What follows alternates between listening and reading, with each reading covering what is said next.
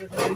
చనిపోయిన వాళ్ళు పూర్తి స్థాయిలో ఏదైతే ఉన్నారో ఆ స్థాయికి తప్పట్టుగాను ఒక 50 లక్షలు లేదా కోటి రూపాయలు ఇవ్వాల్సింది పోయి మళ్ళీ మీద అభాండాలు వేసుకుని అనేక రాజకీయ వస్తువులు ఇస్తున్నారు. అలా చనిపోయి అనేక ఇబ్బంది పడుతున్నారు.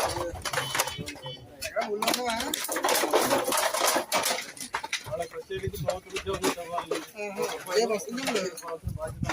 అలాగే 2 ఉన్నది ఎస్సీ క్యాండిడేట్ కాబట్టి అదే ఒక ఇల్లు కట్టించే వల్ల కుటుంబాన్ని ఆర్థిక పరిస్థితి తీసుకోవాలని ఎందుకంటే మహిళల్ని ఫైర్ వర్క్స్ పెట్టుకోవడానికి అనుమతి లేదు సార్. రూల్స్ నిబంధనలు ఆడవాళ్ళు కూడా తీసుకొచ్చి పనిచేస్తున్నారు. మెయిన్ గా ఎక్కువ మంది చనిపోయిన వాళ్ళు ఆడవాళ్ళే ఎక్కువ మంది ఉన్నారు. ముందు జరిగిన సంఘటనలో కూడా ఆడవాళ్ళే ఎక్కువ చనిపోతున్నారు. అసలు ఆడవాళ్ళు ఫైర్ వర్క్స్ లో వాడడానికి లేదు, వినియోగించడానికి లేదు.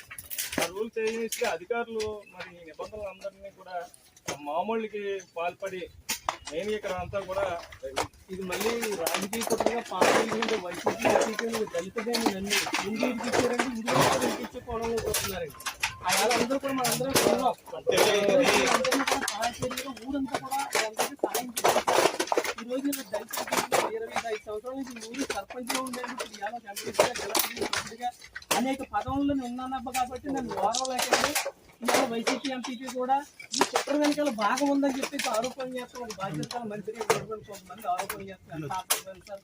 ఎన్నో పాంప్లెట్లు ఉన్నాయి సార్ ఇక్కడ.